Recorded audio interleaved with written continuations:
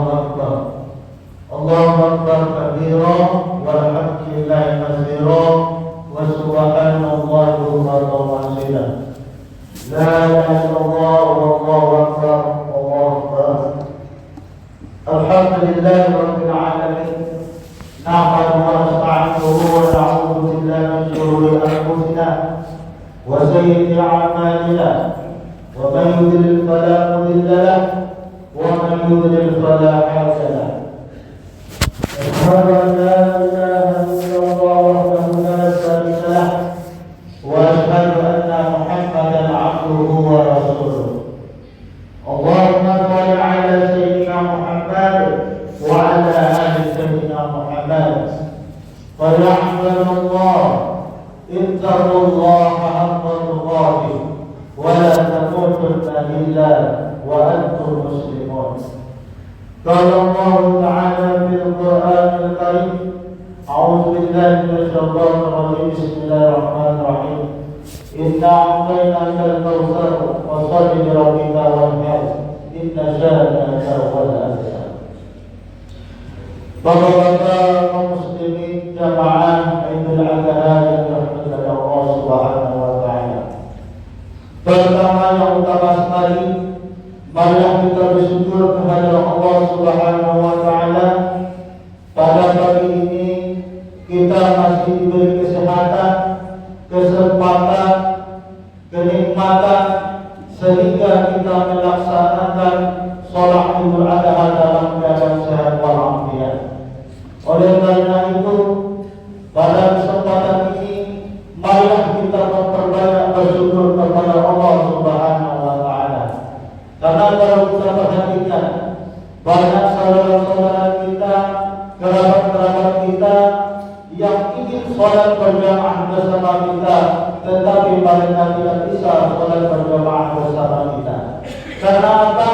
Yang pertama adalah diambil satu kenikmatan oleh Allah Subhanahu wa taala, seperti contohnya sakit sehingga tidak bisa melaksanakan sholat berjamaah bersama kita. Maka oleh karena itu kita masih diberi kesempatan oleh Allah Subhanahu wa taala. Pada pagi ini kita bisa merasakan nikmatnya sholat berjamaah, sholat Idul Adha pada pagi ini. Maka dari itu sewajarnya kita bersyukur kepada Allah Subhanahu wa taala. Maka kalau kita perhatikan dalam satu surat Allah mengatakan, la in syakartum la azidannakum wa la in kafartum inna 'adzabi lasyadid. Apa kata Allah?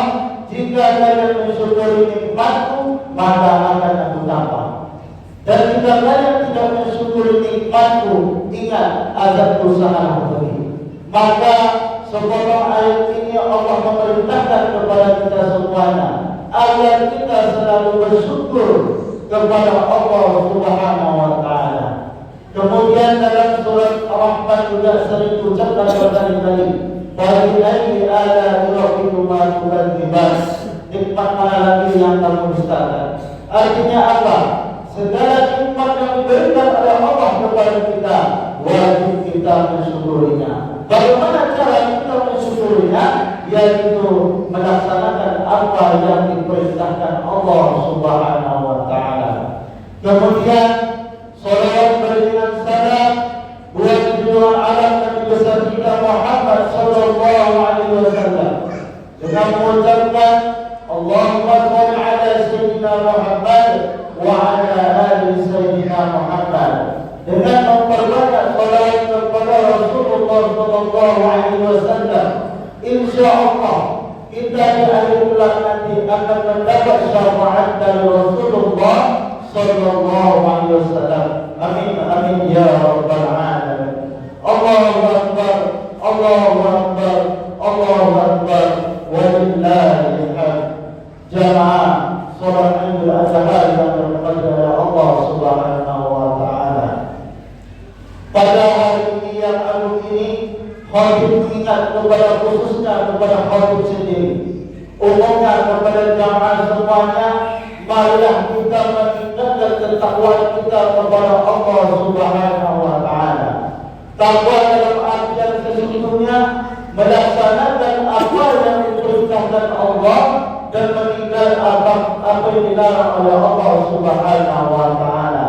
Yang diperintahkan Allah itu adalah salah satunya adalah perintah salat, perintah lainnya yang dianjurkan oleh Allah Subhanahu wa taala. Kaum muslimin jamaah salat Idul Adha yang dirahmati oleh Allah Subhanahu wa taala. Hari raya Kurban atau biasa kita sebut dengan Idul Adha yang kita memperingati tiap tahun, tak bisa terlepaskan kisah Nabi Ibrahim alaihissalam sebagaimana terdapat dalam surah As-Saffat ayat 99 sampai ayat 111. Meskipun waktu kurban sebenarnya sudah dilaksanakan putra Nabi Adam, yakni Qabil dan Habil. Diceritakan bahawa kurban yang diterima adalah kurban Habil, bukan kurban Qabil. Itu pun bukan daging atau darah yang Allah terima, namun ketulusan hati dan ketakwaan dari si pemberi korban.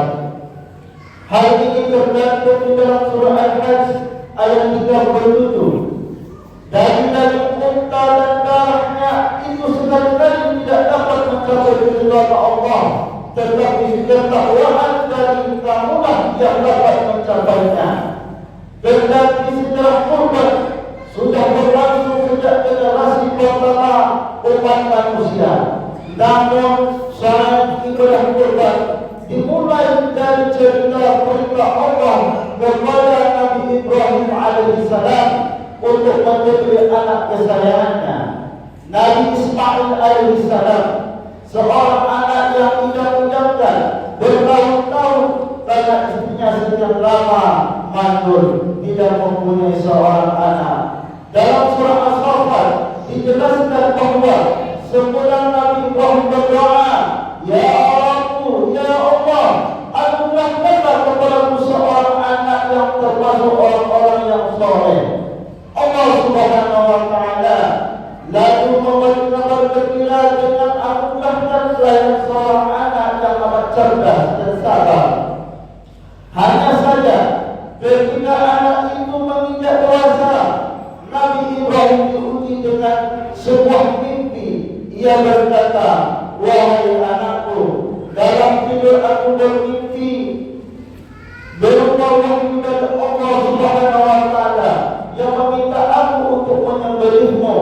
Bagaimana pendapatmu? Anak yang soleh itu menjawab, wahai ayahku, wahai bapakku, laksanakanlah perintah Tuhanmu, laksanakanlah perintah Tuhanmu. Insya Allah kamu akan dapat aku termasuk orang-orang yang sabar. Tatkala sang bapak dan anak pasrah kepada ketentuan Allah Subhanahu wa taala, Ibrahim pun membawa anaknya ke suatu tumbuhan pasir. Lalu Ibrahim membaringkan Ismail dengan posisi berlipis di atas tanah dan siap disembelih. Allahu Akbar, Allahu Akbar, Allahu Akbar, walillahil hamd.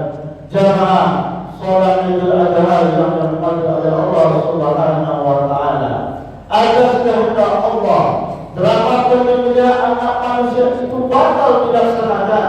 Allah berfirman yang artinya sesungguhnya ini benar-benar suatu ujian yang nyata, dan kami tebus anak itu dengan seekor sembelihan yang besar.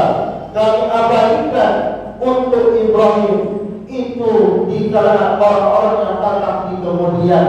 Kesejahteraan dilimpahkan atas Ibrahim. Demikianlah kami memberi balasan kepada orang-orang yang berbuat baik. Sesungguhnya ia termasuk hamba-hamba kami yang beriman. Allahu Akbar, Allahu Akbar, walillahil hamd. Hadirin salat Idul Adha yang dirahmati oleh Allah Subhanahu wa taala. Ibadah kurban tahunan yang umat Islam laksanakan adalah beriktikaf atau pengembalian pelajaran dari kisah tersebut. Setidaknya ada 3 pesan yang dapat bisa kita tarik dari kisah tentang Nabi Ibrahim dan Nabi Ismail, serta ritual penyembelihan hewan kurban secara umumnya. Yang pertama, tentang totalitas kepatuhan kepada Allah Subhanahu wa taala. Nabi Ibrahim yang mendapat golongan Khalilullah, kekasih Allah, mendapat ujian berat pada saat masa bahagia yang meluap-luap dengan kehadiran sang buah hati di dalam rumah tangganya. Lewat perintah penyembelihan Ismail, Allah seolah hendak mengingatkan Nabi Ibrahim bahawa anak hanyalah titipan dan hanya Allah lah tujuan akhir dari rasa cinta dan ketaatan. Nabi Ibrahim lolos dari ujian ini. Ia membuktikan bahawa dirinya sanggup mengalahkan egonya untuk tujuan mempertahankan nilai-nilai ilahi.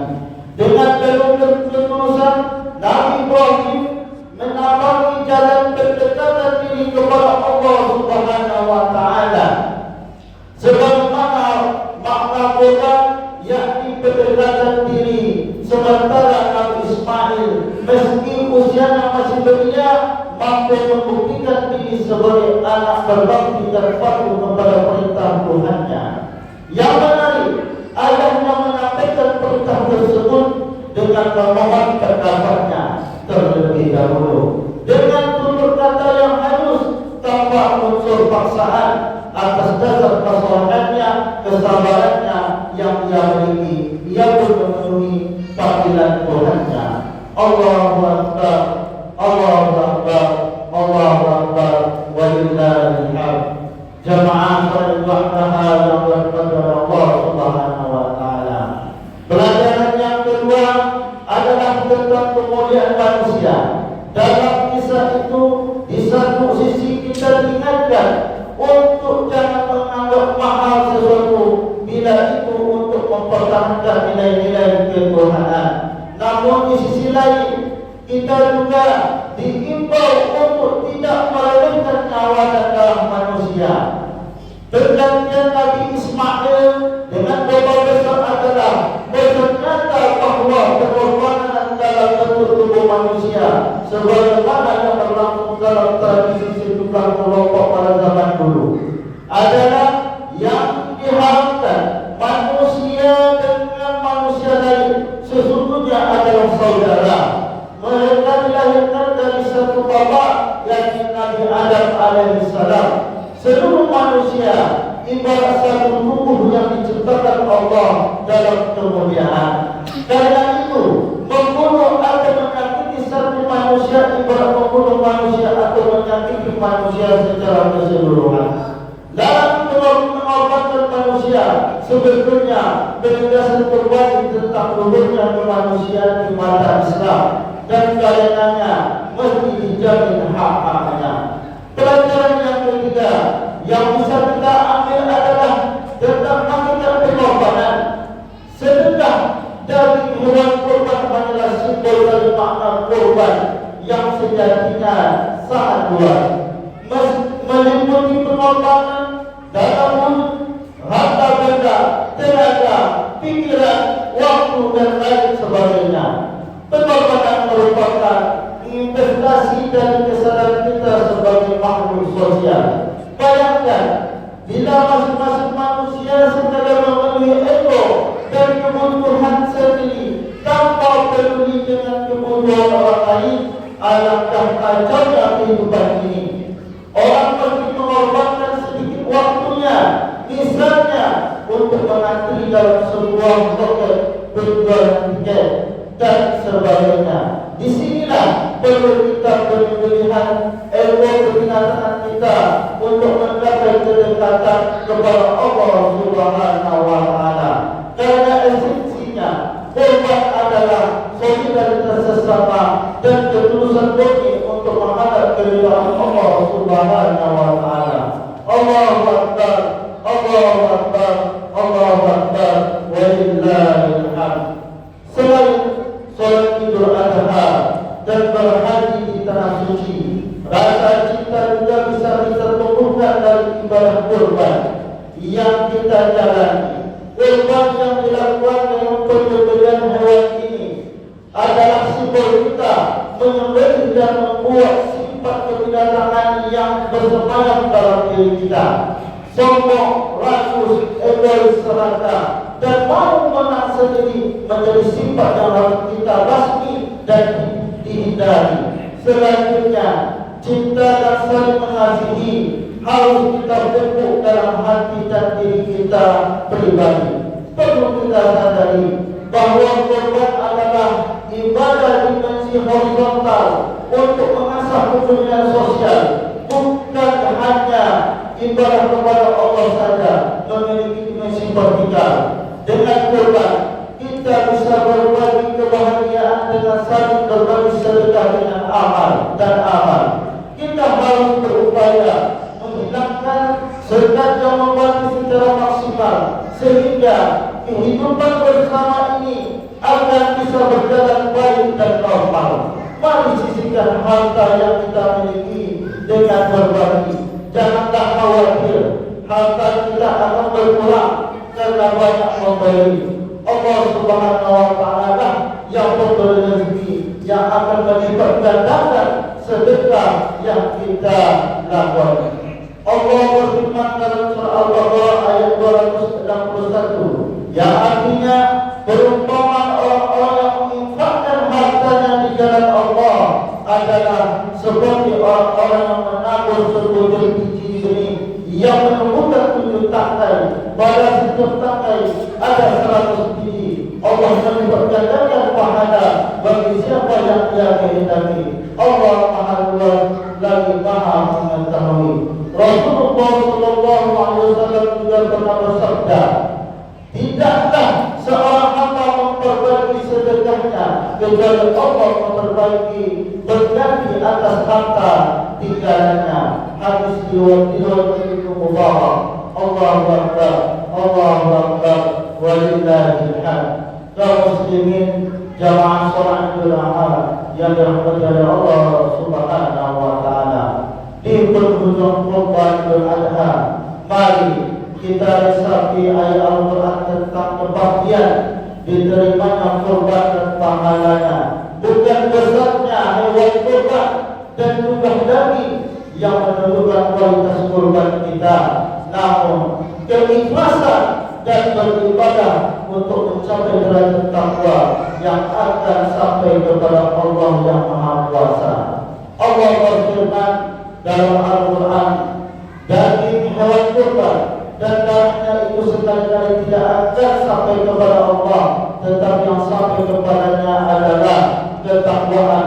Demikianlah Dia menurunkan untukmu agar kamu mengagungkan Allah atas petunjuk yang Dia berikan kepadamu. Berilah kabar gembira kepada orang-orang yang muhsin. Semoga hari raya Kurban ini, hari raya Idul Adha ini benar-benar mampu memberikan cinta kepedulian kita pada sesama. Semoga semua amalan ibadah kita diterima oleh Allah Subhanahu wa Ta'ala. Wa'tadu ya ulil absar la'allakum tuflihun. Allahumma salli wa sallim wajid wa an'im wa tafaddal wa barik bi jalalika wa kamalik ala Qasim Sayyidina wa maulana Muhammad wa sallim wa radiyallahu tabaraka wa ta'ala an kulli sahabati Rasulillahi ajma'in. Allahu Akbar, Allahu Akbar, Allahu Akbar, Allahu Akbar, Allahu Akbar, Allahu Akbar, Allahu Akbar, Allahu Akbar, Allahu Akbar, walillahil hamd. Alhamdulillahi rabbil alamin. Nahmadu wa nasta'inuhu wa na'udzu billahi min shururi anfusina wa sayyiati a'malina, wa man yudlil fala mudilla lahu wa man yudlil fala hadiya lahu. Asyhadu an la ilaha illallah wahdahu la syarika lahu wa asyhadu anna Muhammadan اللهم صل على سيدنا محمد وعلى آل سيدنا محمد. فيا أيها الناس اتقوا الله حق تقاته ولا تموتن إلا وأنتم مسلمون. إن الله وملائكته يصلون على النبي يا أيها الذين آمنوا صلوا عليه وسلموا تسليما. اللهم صل على سيدنا محمد وعلى سيدنا محمد كما صليت على سيدنا إبراهيم وعلى آل سيدنا إبراهيم وبارك على سيدنا محمد وعلى آل سيدنا محمد كما باركت على سيدنا إبراهيم وعلى آل سيدنا إبراهيم في العالمين إنك حميد مجيد. اللهم اغفر للمسلمين والمسلمات والمؤمنين والمؤمنات الأحياء منهم والأموات. اللهم تقبل منا إنك أنت السميع العليم وتب علينا إنك أنت التواب الرحيم. ربنا ظلمنا أنفسنا وإن لم تغفر لنا وترحمنا لنكونن من الخاسرين. ربنا آتنا في الدنيا حسنة وفي الآخرة حسنة وقنا عذاب النار. وصلى الله على سيدنا محمد النبي وعلى آله وصحبه وسلم.